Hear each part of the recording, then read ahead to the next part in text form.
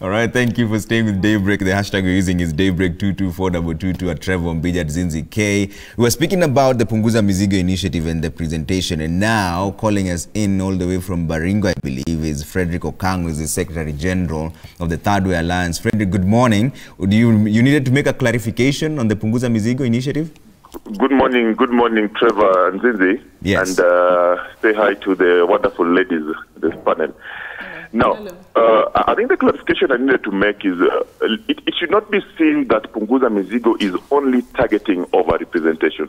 That is a lie. Because, in fact, the biggest target for Punguza Mizigo is the national government, where they retain over 85% of the money. And that money, we are saying, let's take at least 35% of that money into the counties and basically into the wards and villages, because the people of Kenya are into the wards and villages, and that's where development is needed most. And the other thing that is biggest for us in Punguza Mizigo is theft of public money, what they call corruption. There's nothing like corruption. We have theft of public money in this country. And if we can stop theft, if you look at our costings on how we are going to stop theft, the huge amount of money that we're going to save, that money that can now go into ensuring that in every village we have a school, we have a hospital, we have electricity, we have water, we have everything. But if you come to the representation, let me just talk about it a bit.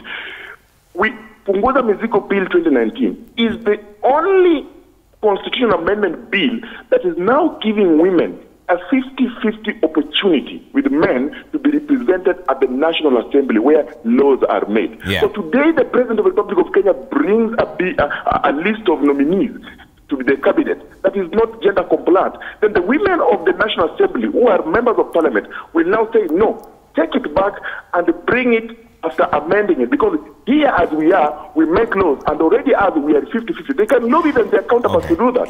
So Punguza Mizigo is not targeting over-representation alone, it is targeting so many other things. All right, Fred, quick question. Did it go through public participation? Just one answer. Good question. I like Punguza Mizigo went through public participation, and I want to ask that lady from Wiper to read Article 257. When the Constitution says that for you to amend the Constitution, you have to go to the people and collect endorsements of over 1 million of registered voters. You don't just go to them and tell them sign here. No. In the referendum constitutional amendment, you have a document that are outlining. But by the way, we started only by 3 reasons to amend the Constitution. By the time we were getting to the county number 15, we had 16 reasons. These reasons came from the public. And therefore, they should not reject it because their party leaders have said, no, let them reject it on merit. Let them critique it. All right, Frederick Okango, there is the Secretary General for Third Way Alliance making clarifications there. You have any more reactions for him? I think he's spoken very well. And if he actually were to speak that way, people will listen more, even though we may disagree, but will listen more. I've shared before with the chairman, I don't know if he's chairman or not, Kuru, and he needs to tone down, but let me not get into that. But what I want to say is that I agree, and I repeat that I agree with their proposal of 50-50. Because it's the most attractive thing for me in the Punguza Mizigo initiative. But the reality, which I'll tell him, is when you get to the ground, even if you talk about it's not the only thing, but unless you are going to bring issues separately, that people vote on them, but if it is as a whole, then it will collapse. It cannot be adopted as a whole. As a whole, because it will collapse on that issue. And I can tell you this, that there is no constituency willing to disappear, because we actually have a calculation upon which we actually did that, put up these 290 constituencies. And that is actually where we have the concept of constituencies that are protected. Because they don't have the requisite population. And even the ones that are protected don't want to be lost. But you are talking about losing the ones which are not protected. Because you will be looking at a situation where you are telling me, already for me, I find it such a big challenge, traversing the entire distance of Suba North. Then you are telling me now you want us to add the Suba North with the Suba South and Homa Bay and Ndiwa to one constituency.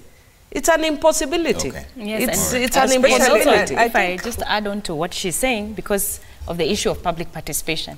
And this is where I'm saying the spirit of including people before you form a question or before you form, you know, a bill to bring to people. And like what she's saying, if you have gone out to the people, then you will realize maybe you don't need to pose the question in that way. And whereas he has answered very well, I'll say, let's wait and then see how the people will then, you know, pick this question and how they will answer to the question, because they were not really involved in the forming of the question. All right, yes. Yeah, I'll just say, first of all, he has spoken very well. And this bill is a popular bill with the people.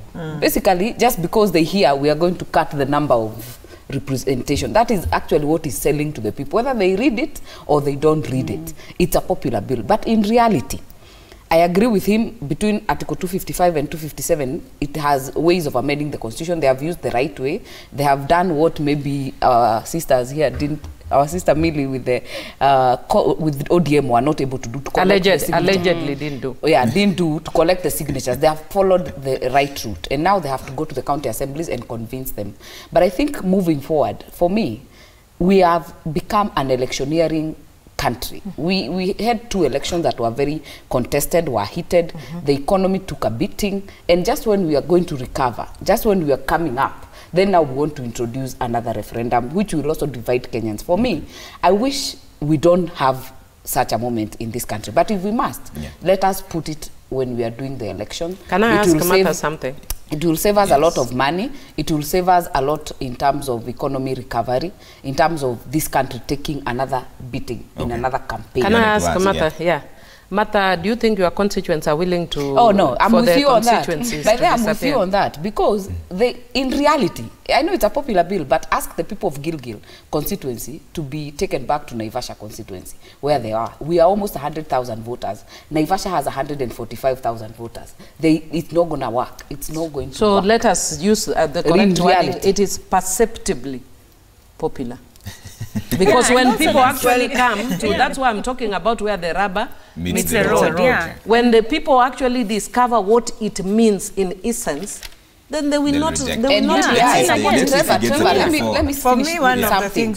The issue of BBI, because it's also been said it's a referendum. Because I don't remember when BBI became a referendum body, or to build a question. I think they had a mandate, and I think the terms of reference, they have departed from the terms of reference. They're still collecting. I hope they are still stuck to their TORs, because they were not formed to introduce a referendum.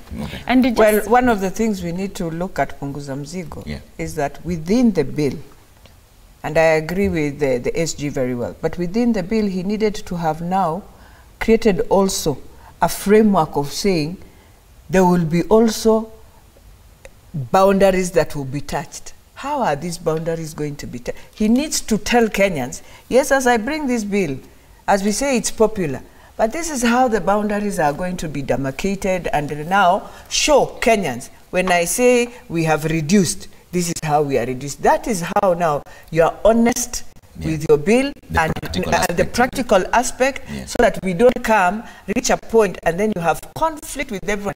For example, if you go now to Northeastern, nobody will talk to punguza mzigo. They will be asking you, as for 50 years, we've gone through a lot. All the pastoralists will be asking you that question.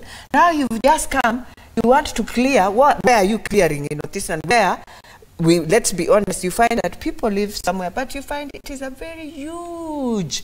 Take, for example, Marsabit. Marsabit is like you're walking a whole Uganda, finishing.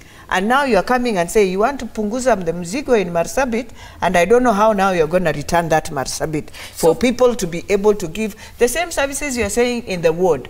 So how are you retaining the ward and removing the constituency? Should be a question that you need to inform Kenyans. From what I'm noting is the issue with the punguza bill that most of the ladies have, apart from the questioning of the 1.2 million signatures, is the borders, the boundaries within our counties. Absolutely. That's what you have. Because it will actually come down to that. And I can tell you, because I served in the parliament that actually did issues of redrawing of the boundaries.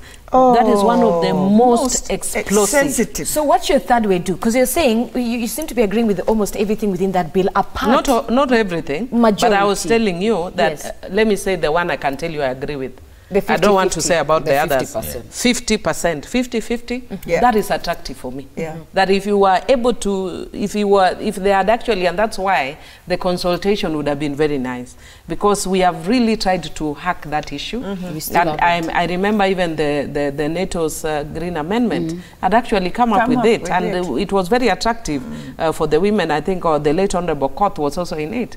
And it was very attractive for a lot of us. But when you actually get to a point where you are saying now we want to move this constituency and merge it with this one, first, let me tell you the reality. I'll give you an example of mine. The moment you want to say that we want to merge Suba North and Suba South, the ethnic issues will come up. Because we have Luos and Subas. The moment you merge them, the Subas become a majority. When right now, in my constituency, we are 50-50. But the moment you do that, the Suba become a majority. Because Suba South is predominantly Suba. Suba North is 50-50 Suba, Luo. Okay. So once you do that, there is a side of the constituency that tells you, no way, we don't want to be merged. Okay. Because it works for us now to be 50-50. All right. Yes. So we need to take a commercial break. When we come back, we'll get the closing comments of the ladies as well as that picture and get to hear their thoughts on that picture that was on the Daily Nation. We didn't talk about corruption. We didn't talk about Mama Lucy Hospital and the misery of... But also, we did talk about that women are dividing Kenya. We want to really explain that women don't divide Kenya. We want to come back women to that. are the ones who bring Kenya together. Don't worry. Elachi will come back with that in just a few minutes. Let's take that breather.